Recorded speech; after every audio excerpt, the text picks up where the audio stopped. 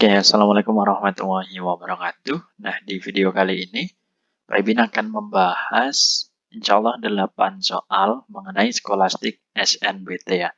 Nah, ini cocok banget buat teman-teman yang mau masuk ke perguruan tinggi. Oke, kita langsung ke soal yang pertama.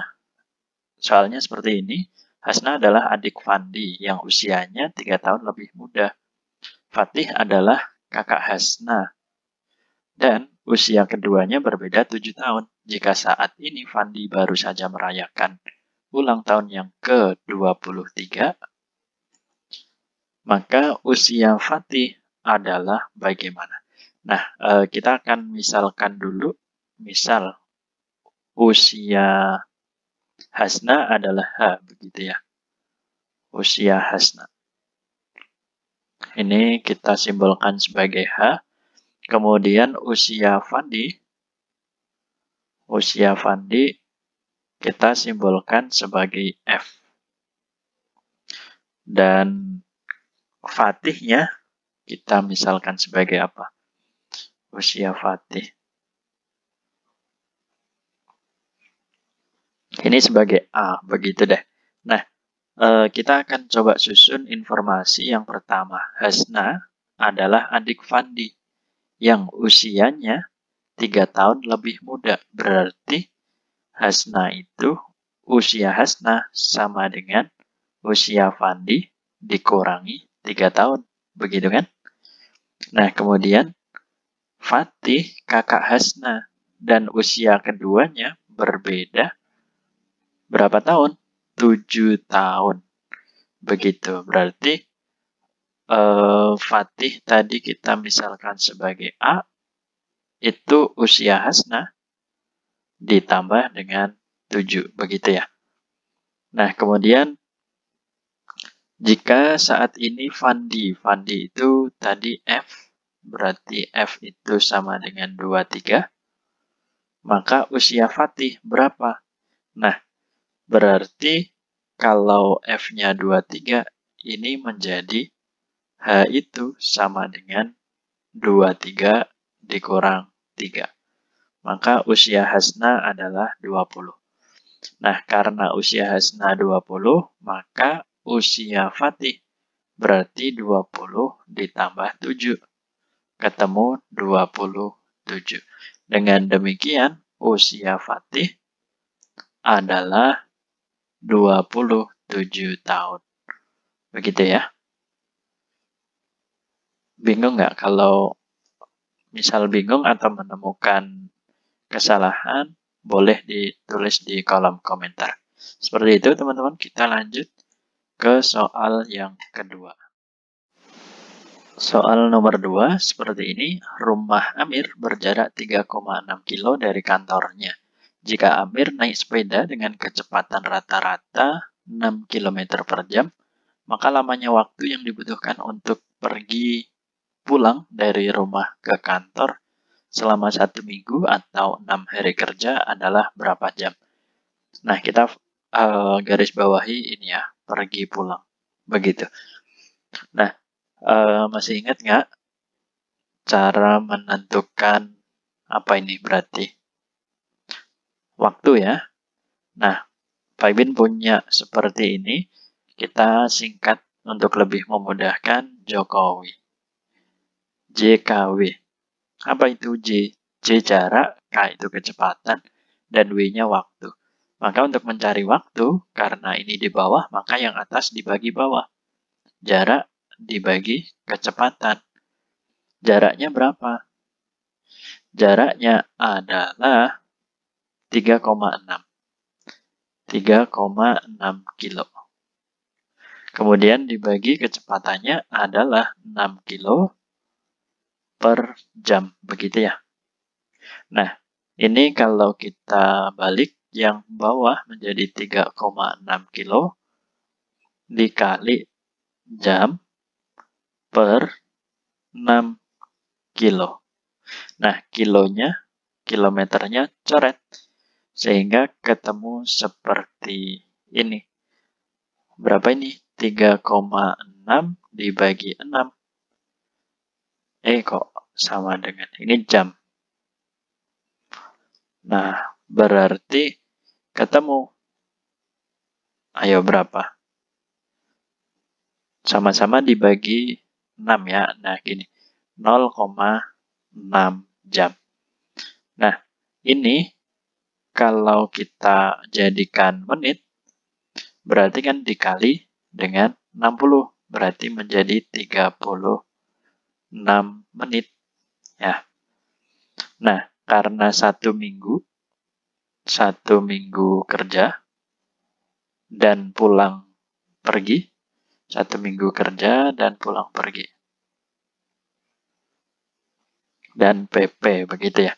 Berarti 36 menit ini kita kalikan banyaknya hari itu 6 kali 6.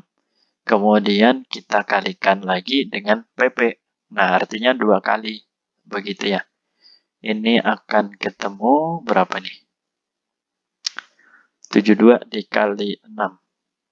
4, 3, 2 menit. Seperti itu. Nah, kemudian kita akan jadikan menjadi jam. Kalau kita jadikan jam, berarti kan dibagi dengan berapa? 60 ya. Ini ketemu 7,2 jam. Atau kalau misal, oh ini udah selesai. Kalau misal mau lebih spesifik lagi, berarti 7 jam, berapa? 12 menit, begitu ya. Tapi udah selesai ini. Seperti itu, barangkali ada koreksi, boleh ditulis di kolom komentar. Lanjut lagi ke nomor 3. Nah, nomor 3 soalnya seperti ini. Jika untuk menggali sumur selama 6 hari dibutuhkan 4 penggali. Jika waktu untuk menggali sumur adalah 3 hari, maka penggali sumur yang dibutuhkan berapa orang? Kita akan coba di sini buat tabel ya. Hari, di sini pekerja, begitu deh. Nah, tabelnya sederhana seperti ini. Kalau harinya 6, berarti penggalinya 4. Kalau harinya 3, logikanya di sini akan bertambah ya. Yang ini akan naik, yang sini turun. Nah, karena naik dan turun, berarti kita gunakan perbandingan berbalik nilai. Berarti 6 dibagi 3 itu akan sama dengan kita misalkan di sini N. Berarti N per 4. Nah, kita kalikan 4-nya ke sini. Berarti 6 kali 4 dibagi 3 sama dengan N. Gini ya, coret-coret. Dapatnya 2, berarti 8 sama dengan N. Jadi pekerjanya sebanyak 8 orang. Pak Ibin tulis di sini aja. Begitu, tapi agak nggak logis ini teman-teman. Kenapa? Masa gali sumur 8 orang sih? Bagaimana? Sumurnya seberapa itu? Begitu kan ya? Oke, next lanjut ke soal yang nomor 4. Nomor 4, soalnya seperti ini. Ibu Dina mempunyai uang 2.300.000 dan berniat untuk membeli kulkas seharga 2 juta. Karena kebetulan menjelang tahun baru, sebuah toko memberikan diskon 20%. Selain itu, Ibu Dina juga belanja bulanan sebesar 550.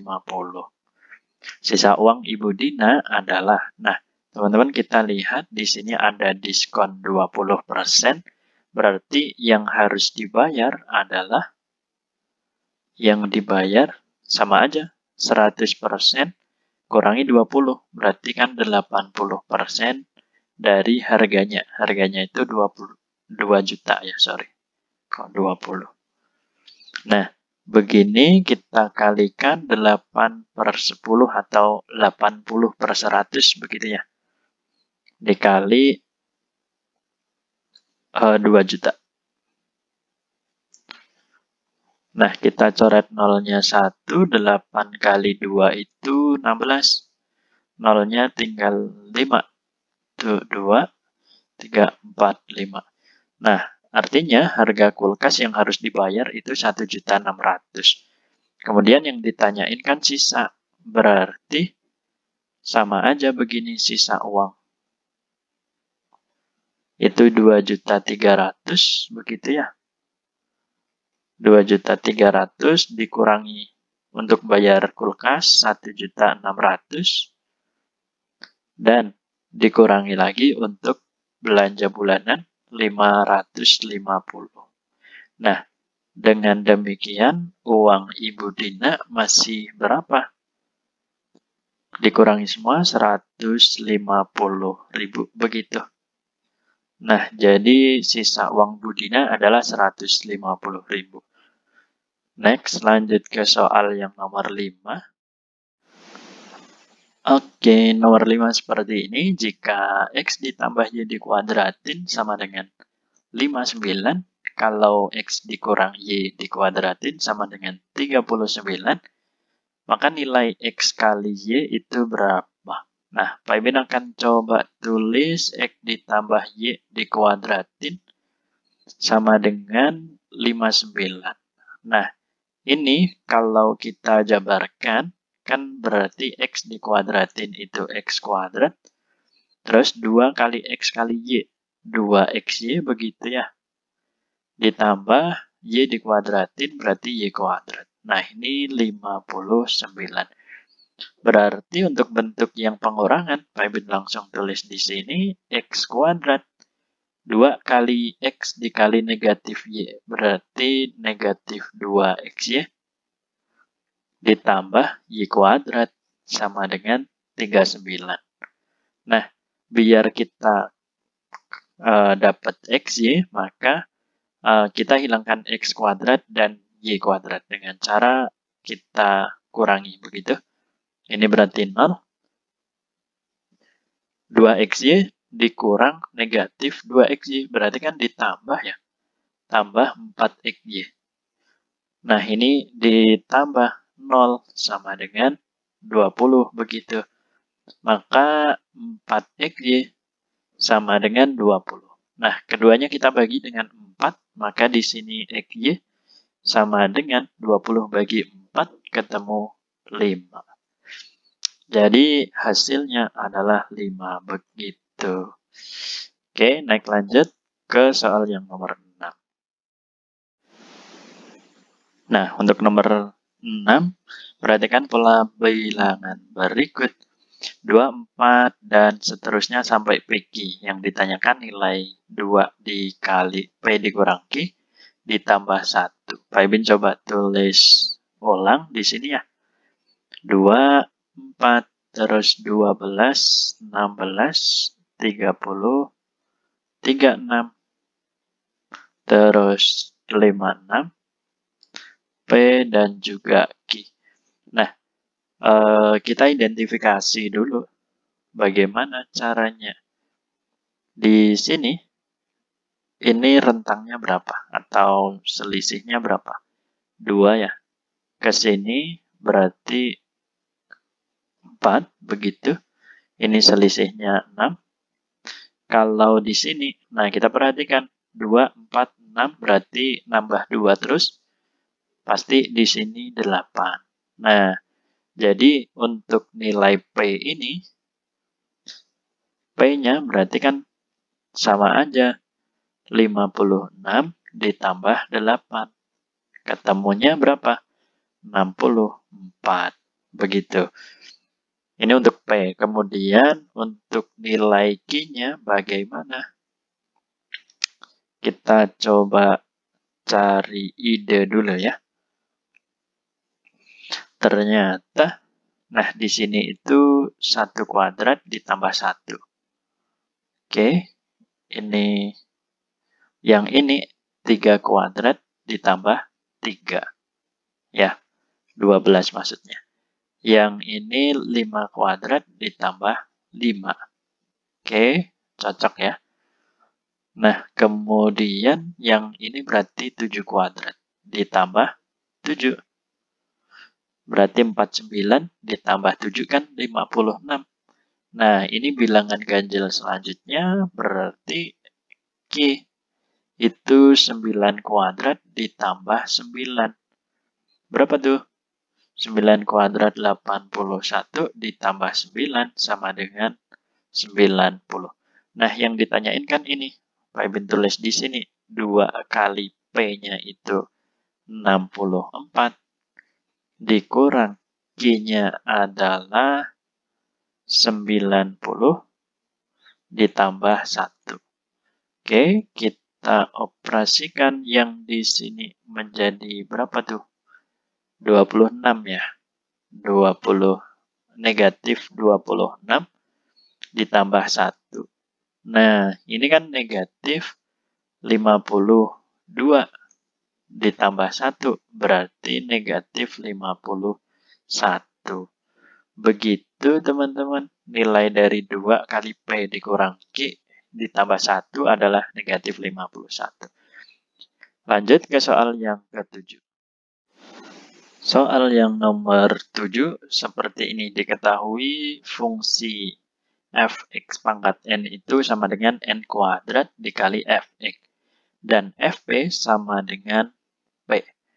Nah, untuk setiap p bilangan prima, nilai dari F125 terus ditambah F2 dikurang F9 ditambah F5 adalah titik-titik.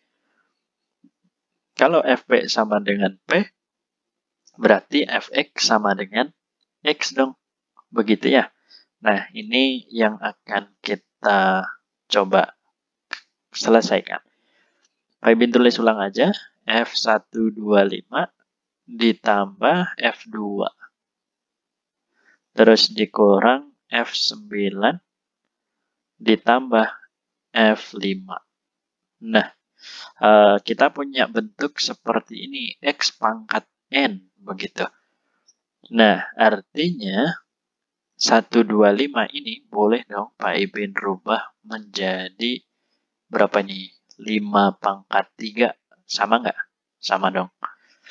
Nah, ini F2 terus dikurang F9 berarti ini sama aja 3 pangkat 2 begitu. Ini F5. Nah, selanjutnya kalau kita punya ini nih Fx pangkat N, maka N kuadrat dikali Fx, begitu kan? Nah, berarti boleh kita tulis menjadi 3 dikuadratin. 3-nya dari pangkat ini, teman-teman. Kita lihat. Ini pangkat ya. Menjadi N dikuadratin, begitu. Terus 5-nya kita jadikan Fx. Berarti di sini F5. Ditambah, berapa ini? F2. F2 dikurang, nah F3 pangkatnya berarti kita tulis menjadi 2. Terus dipangkatin, ini dikali F3. Begitukah? Kalau ada yang salah nanti diingetin ya. Dan ini F5. Nah, selanjutnya, ini ada F5, di sini ada F5. Pak Ibin tambahin aja 3 pangkat 2 itu kan 9. 9 tambah 1 berarti 10. 10 kali F5 ditambah F2 dikurang 4 kali F3. Nah, kita lihat kalau kita punya Fp itu sama dengan P untuk P-nya bilangan prima. Nah, F5 ini 5-nya prima nggak? Kan prima. Berarti sama aja 10 dikali 5 ditambah 2 ini prima nggak? Kan prima juga, berarti tambah 2 dikurang 4 kali 3 apakah prima? Dia prima, berarti langsung tulis 3. Nah, kita kalikan menjadi 50 ditambah 2 dikurang berapa? 12. Ini sama aja, ketemunya 40. Begitu ya. Jadi di sini ketemu 40. Kita lanjut ke soal yang terakhir. Nah, soal terakhirnya seperti ini. Sebuah alas tabung memiliki panjang jari-jari yang sama dengan jari-jari suatu bola. Dan tinggi tabung sama dengan diameter bola tersebut. volume tabung sama dengan titik-titik dari volume bola. Kita tulis misal FT ini adalah volume bola, begitu ya. Volume, volume bola, volume tabung FT. Kemudian FB, V bukan F ya, volume bola. Nah, kita akan coba bandingkan, masih ingat nggak teman-teman? Volume tabung itu apa? Saya tulis gini deh, volume tabung dibagi volume bola. Itu volume tabung itu apa? P, R, RT ya tentunya ya. R kuadrat, di sini T tingginya. Tinggi dari tabung. Kemudian untuk volume bola itu 4/3 dikali P R pangkat 3. R-nya R bola. Begitu kita bisa coret P-nya ini. Nah, setelah itu kita akan identifikasi jari-jarinya. Memiliki panjang jari-jari sama dengan jari-jari suatu bola. Berarti RB itu sama dengan RT. Begitu ya. Kemudian tinggi tabung. Tinggi tabung sama dengan diameter bola. Diameter bola itu kan sama aja 2 kali R bola. Begitu. Ya. Nah, kita akan gunakan info ini untuk mencari perbandingan dari volume tabung dan volume bola. Berarti volume tabungnya dibagi volume bola sama dengan, kita jadikan salah satu aja, menjadikan RB aja ya. Di sini kan sama aja, artinya RB dikuadratin dikali T-nya itu kan sama dengan 2 kali RB. 2 RB. Nah, terus di sini kita punya 4/3 RB dipangkatin 3. Nah, teman-teman punya di sini 2 RB pangkat 3 ya. Ini dibagi 4/3 RB pangkat 3. Kita coret RB pangkat 3-nya, maka ini kita punya 2/4/3. Atau boleh nih kita tulis volume tabung dibagi volume bola itu sama dengan 2 dikali 3/4.